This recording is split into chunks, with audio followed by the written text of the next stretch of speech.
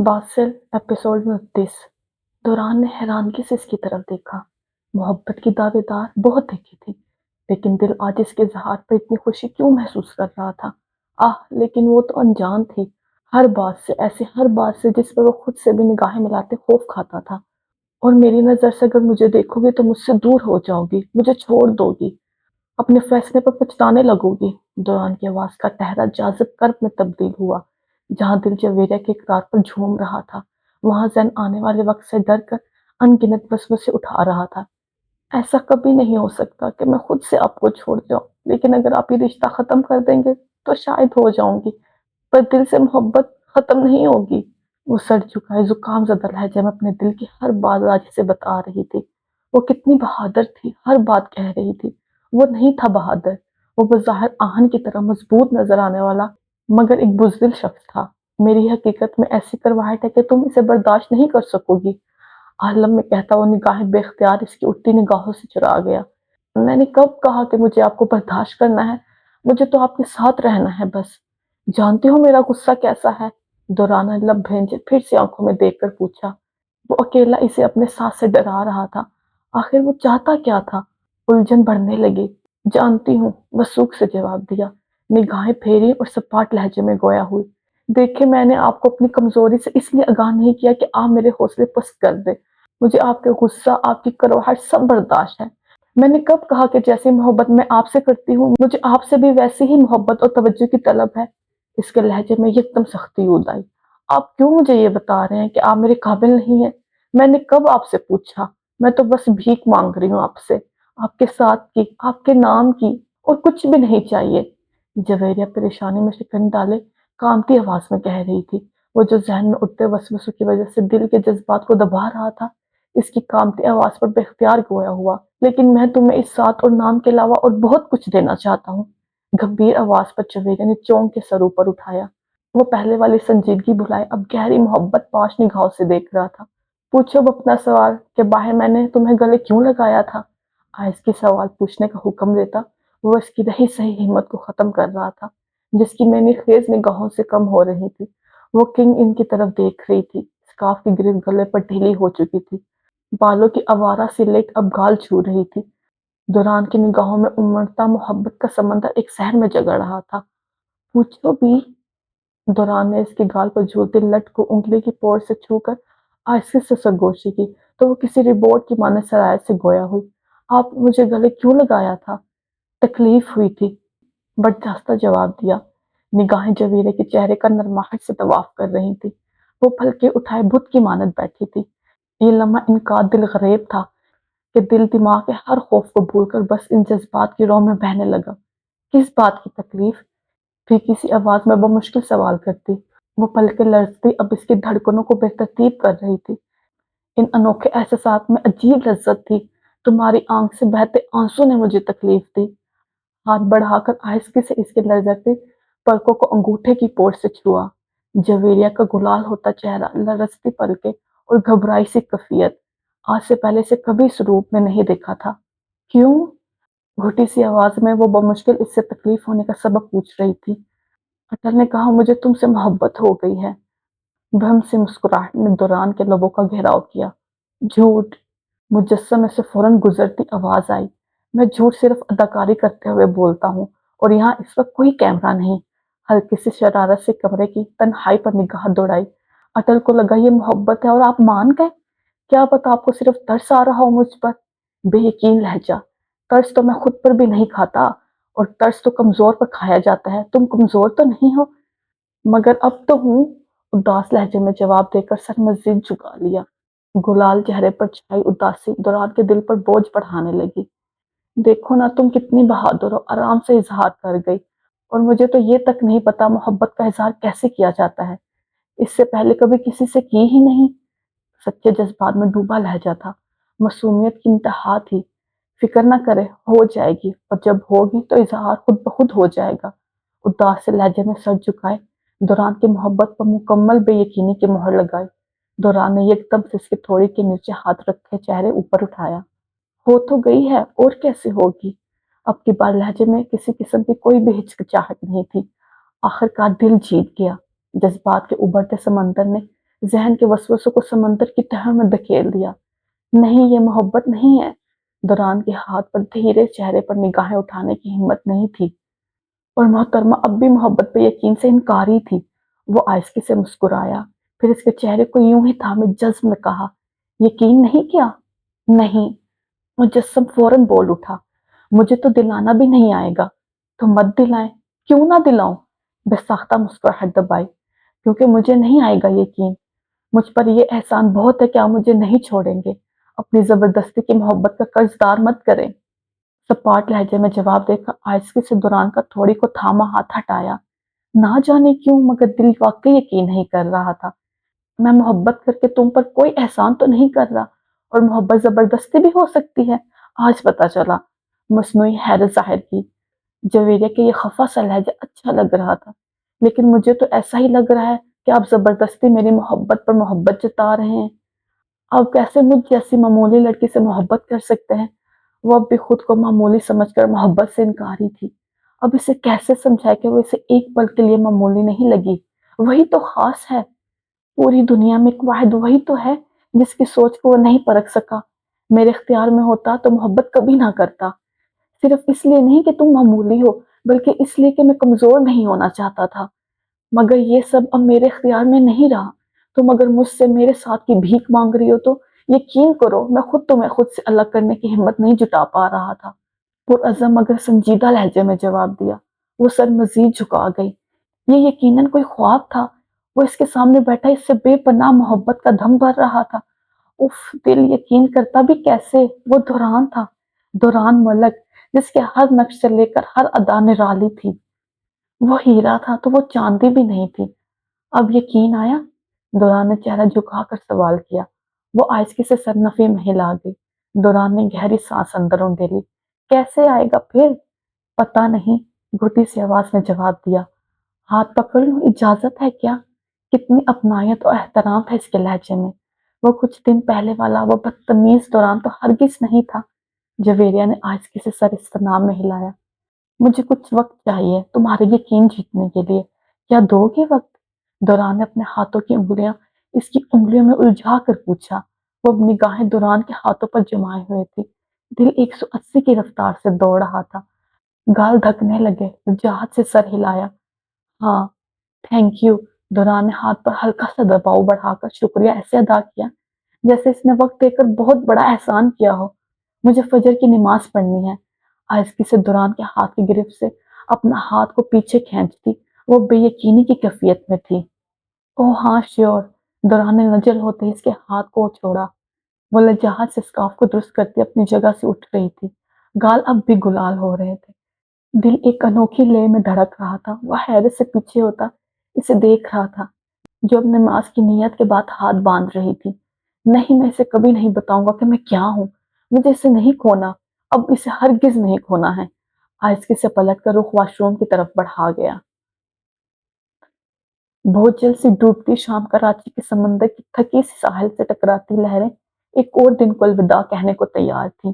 ملک house کے launch میں سفید بلب جل رہا تھا، اور اس وقت گھر کا ہر بڑا وہاں موجود تھا۔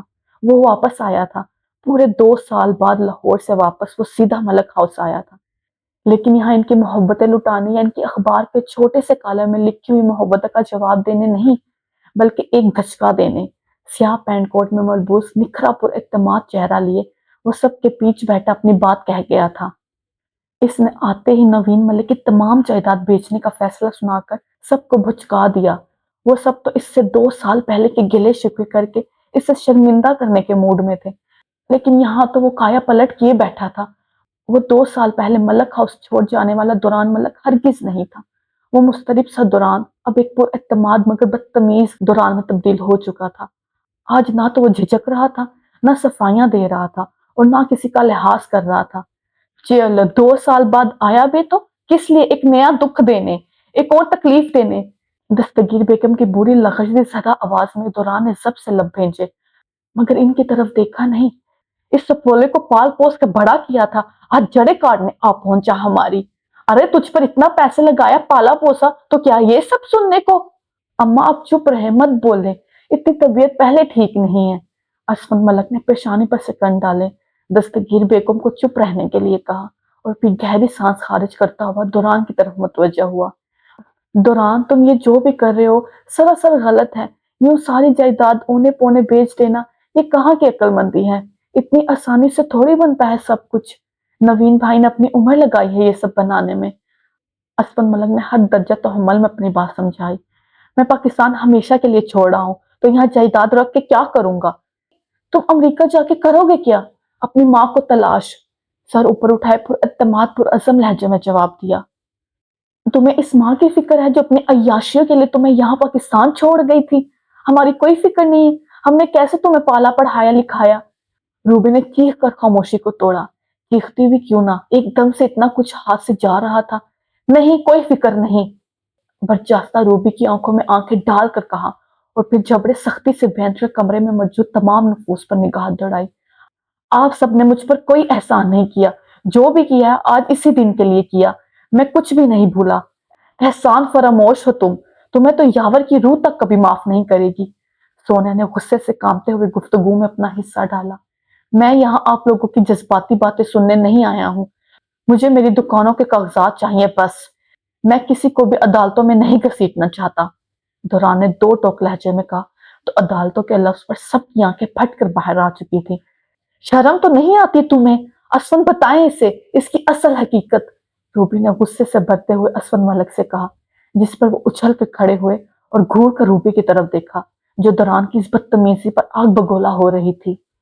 मैं कह रही हूँ बताएं इस बदतमीज को हकीकत कि ये नवीन भाई का बेटा नहीं है।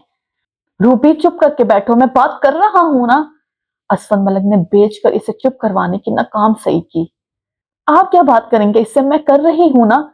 सुनो दुरान, तुम्हारा नवीन भाई की जायदाद पर कोई हक नहीं है क्योंकि तुम इनके बेटे नहीं हो। रूबी तंग कर दुरान के सर पर आ खड़ी हुई जो बड़े पुरसुकून अंदाज में टांग पर टांग चढ़ाए सोफे पर ऐसे बैठा था जैसे ये सारी हकीकत वो पहले से जानता हो। तुम नवीन भाई की बीवी के बेटे हो, लेकिन अपनी माँ के नाजायज ताल्लुकात की वजह से वजूद में आए एक गंध हो जिसे हमने नाम दिया, सहारा दिया, पाला पोसा। नहीं तो आज तुम पाकिस्तान या अमेरिका के किसी यतीम खाने में होते। रूबी इसके सर पर खड़ी जहर उगल रही थी। देखा, मैं ना कहती थी शुरू से ये हमारा खून हो ही नहीं सकता। ये तो कोई गंध है। दस्तगीर बेगम की फीकी सी कामती आवाज बरामद हुई। दुरान, ये सब बकवास कर रहे हैं। इनकी बातों की तरफ तवज्जो मत देना हरगिज। नहीं दे रहा तवज्जो। बड़े आराम से कहा और पुरसुकून अंदाज में टांग पर जमाई टांग उतारी। तो निकलो फिर यहाँ से, कोई कागजात नहीं मिलेंगे जब तुम हमारे खानदान का खून ही नहीं हो तो। रूबी ने फुनकार कर कहा। दुरान एकदम से अपनी जगह से उठा, हाथ से कोट के आस्तीन के शिकन दुरुस्त किए और फिर सर ऊपर उठाया। निकल तो मैं रहा हूं, लेकिन जायदाद अब मैं नहीं छोड़ूंगा। मसनूई इत्तेहाजिया मुस्कुराहट चेहरे पर सजाई। आपके पास कोई सबूत नहीं कि मैं नवीन भाई का बेटा नहीं हूँ? भुएं उठाए बड़े आराम से पूछा। सब होंकों की तरह इसे देख रहे थे। नहीं है ना? कंधे उचकाए और फिर असफन मलक और अपने दरमियान का फासला खत्म किया। मिस्टर असफन मलिक, मुझे नवीन मलिक की तमाम जायदाद के कागजात चाहिए। अगर आप शराफत से नहीं देंगे तो मैं अदालती कार्रवाई करूंगा। सपाट मगर रोबदार लहजे में धमकी दी। मैं जा रहा हूं, अब परसों कागजात लेने ही आऊंगा। वसूख से कहा और सबको हैरत में घूरते छोड़कर लाउंज से बाहर निकल आया। कोई से बालकोनी से देख रहा था, जानता था वो सरबीना है, लेकिन इसकी तरफ देखना भी गवारा नहीं था। लंबे लंबे ढाक भरता वो मलक हाउस का गेट फिर से पार कर गया। ये तो बहुत अच्छी खबर सुनाई कि इस लड़की की तुम्हारी बीवी से बहुत अच्छी दोस्ती हो गई है। मजीद घेरा तंग करो। बरोस फोन की दूसरी तरफ से चहक रहा था। फोन कान को लगाए बुरहान ने मुस्कुराहट को गहरा किया। वो इसे सरबीना और जवेरा की बढ़ती हुई नजदीकी के बारे में आगाह कर रहा था। स्टोन की फिल्म की शूटिंग शुरू हो चुकी थी, जहां वो इस वक्त अपनी वैन में बैठा था। एक अजीब सा नशा था जिसमें अब वो दुरान को बहुत नीचे ले जाना चाहता था और खुद इसकी तरह ऊंचाई पर जाना चाहता था। अब भी इसे किसी तरीके से घर से बाहर लाने की कोशिश करो। भरोस ने अगली बात पर इसके लबों की मुस्कुराहट एकदम से गायब हुई। ये बहुत मुश्किल काम है, पेशानी पर बल डाले कहा। दूसरी तरफ भरोस के पूछने से पहले ही वजाहत दी। वो दुरान से भी अजीब है। मतलब इसकी कोई आम लड़कियों जैसी ख्वाहिशात ही नहीं। बाहर नहीं जाती, शॉपिंग नहीं करती, बहुत अलग लड़की है। ये तो मसला है फिर। इसके बाहर निकलने का इंतजार है, फिर काम आसान हो जाएगा।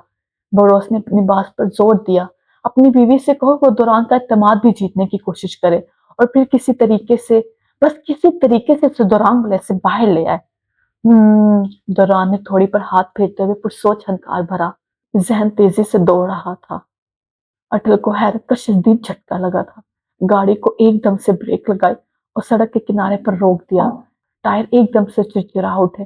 وہ ڈرائیونگ سیٹ پر بیٹھا تھا اور دوران اس کے برابر کی نشست پر براجمان تھا۔ تم نے محبت کا اظہار کیا؟ حیرت میں ڈوبا بے یقین لہجے میں وہ منہ کھولے دوران سے پوچھ رہا تھا، جو بڑے آرام سے اس کی طرف دیکھ رہا تھا۔ آج وہ دوپہر کو 3 بجے اٹھا تھا۔ جویریہ کمرے میں نہیں تھی، وہ شاید سربینا کے کمرے میں تھی۔ اسے آج کسی نئی فلم کے اسکرپٹ کے لیے میٹنگ پر جانا تھا، جہاں سے واپسی پر اس نے اپنی طرف سے بڑے پرسکون لہجے میں اٹل کو اپنے اور جویریہ کے اظہار کے بارے میں بتایا، لیکن اس کی حیرت پر اب وہ پریشان تھا۔ ہاں خود ہی تو کہا تھا تو کر دے اظہار، اب اس میں اتنا حیران کیوں ہو رہے ہو؟ سیاہ لیدر جیکٹ پر سیاہ چشمہ آنکھوں پر لگائے وہ یعنی کہ دوران اسے یہ بتا رہا تھا کہ اس نے رات جویریہ سے محبت کا اظہار کر دیا اور وہ حیران بھی نہ ہوتا۔ مطلب تم نے واقعی سے محبت کا اظہار کیا اور اس نے بھی کیا؟ پھر سے سوال دہرایا ایسے جیسے یقین نہ ہو۔ دوران نے گہری سانس خارج کی اور سر ہوا میں تعصب سے مارتے ہوئے ڈیش بورڈ پر رکھا سگریٹ کیس اٹھایا۔ رات اسے میرے اظہار پہ یقین نہیں آیا اور اب تمہیں میری بات پہ یقین نہیں؟ دوران نے لبوں پر سگریٹ دبائے سنجیدگی سے جواب دیا۔ کیا مطلب؟ دوران نے اس کے سوال پر سگریٹ کا شعلہ دیتے آنکھیں اٹھائیں، پھر لائٹر بند کیے سامنے دیکھا۔ مطلب یہ کہ محترمہ کو اس بات کا یقین نہیں کہ میں اس سے محبت کر سکتا ہوں۔ کیوں؟ تم نے کیا کہا تھا اس سے؟ میں نے کہا اٹل کو لگتا ہے مجھے تم سے محبت ہو گئی ہے۔ اٹل نے تجسس میں کھلا منہ بدمزگی سے بند کیا۔ اس سے اس طرح کی اظہار کی توقع تھی۔ یہ کہا تم نے؟ اتنے بکواس طریقے سے اظہار کرتا ہے کوئی کہ بھائی میرے دوست کو لگا مجھے تم سے محبت ہو گئی ہے۔ نہیں نہیں، اس کے بعد اور بھی کچھ کہا لیکن نہیں مانی۔ اٹل نے حیرت سے سوالیہ دیکھا۔ حیرت کے تاثرات اب بھی بدمزگی والے تھے۔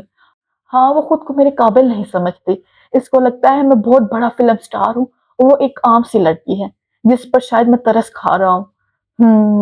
پھر اب کیسے یقین دلانا ہے اسے؟ اب کی بار چہرے کے تاثرات بہتر ہوئے۔ کیسے دلاتے ہیں یقین؟ دوران نے الٹا اس سے سوال کیا تو وہ لبوں کو آپس میں ملائے سوچ میں پڑ گیا۔ پھر اچانک اس کی طرف پہلو بدلا۔ کوئی گفٹ دے سکتے ہیں بہت مہنگا سا، وہ گفٹ سے امپریس ہونے والی لڑکی نہیں ہے۔ دوران نے سگریٹ کا کش لگا کر مشورہ رد کیا۔ اچھا پھر ایک شاندار طریقے سے پرپوز کر دو اسے۔ اٹل نے مزے سے چہکتے ہوئے مشورہ دیا۔ وہ بیوی ہے میری، دوران نے غصے سے دانت پیستے ہوئے کہا تو اٹل نے خجال سے بتیسی نکالی۔ او ہاں بھول گیا تھا۔ نجل ہوتے ہوئے لبوں کو آپس میں ملایا اور پھر سے سوچ کے گھوڑے دوڑائے، کیونکہ سامنے بیٹھا دوران ہر چیز میں ماہر ہو سکتا تھا، لیکن اس کے اظہار محبت سے اس بات پہ یقین ہو گیا کہ وہ اس میں بہت اناڑی ہے۔ اچھا پھر تو ایک ہی طریقہ ہے، اسٹیئرنگ پر انگلیاں ٹپ ٹپاتے ہوئے کہا۔ دوران نے سوالیہ دیکھنے پر اتفاق کیا۔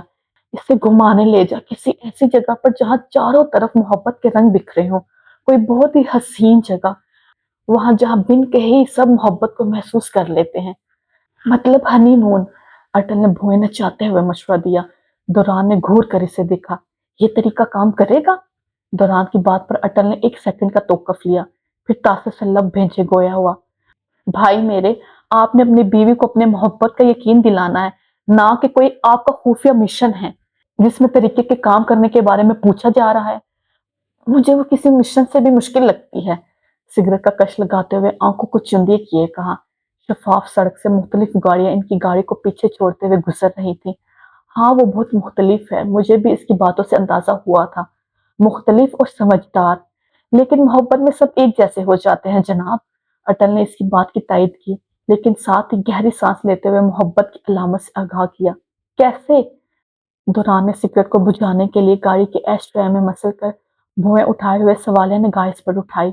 محبت ویسے تو ایک جذبہ ہے، لیکن کچھ سیانے اسے ایک بیماری کہہ گئے ہیں اور بیماری کے اثرات ہر بیمار پر ایک جیسے ہوتے ہیں۔ تمہارے کہنے کا مطلب ہے کہ میں اب بیمار ہوں؟ شدید والا۔ اٹل نے لب بھینچے سر استناء میں ہلایا۔ دوران کے چہرے پر ہلکی سی فکر مندی کو دلچسپی سے دیکھا اور گاڑی کو سٹارٹ کرنے کے لیے چابی گھمائی۔ تمہیں ویسے ان سب باتوں کے بارے میں اتنا کیسے پتا ہے؟ کیونکہ میں نے عام لڑکوں کی طرح لڑک پر سے جوانی تک کا یہ سفر طے کیا ہے، تمہاری طرح اب نارمل طریقے سے نہیں۔ अटल ने स्टीयरिंग को घुमाते हुए गाड़ी को फिर से सड़क पर उतारते हुए इसकी तरफ बिना देखे जवाब दिया, इसका मतलब है तुमने मुझसे बहुत कुछ छुपाया है? दुरान ने इसके चेहरे पर निगाहें जमाए शिकवा किया। अटल ने स्टीयरिंग को थामे हैरानगी से गर्दन घुमाई। जारी। रुक जाए। आपने इस वीडियो को लाइक किया? नहीं किया ना? तो प्लीज लाइक कर दे। और चैनल को सब्सक्राइब किया? वो भी नहीं किया होगा यकीनन, तो वो भी कर दे प्लीज। और एंड पे कमेंट किया आपने?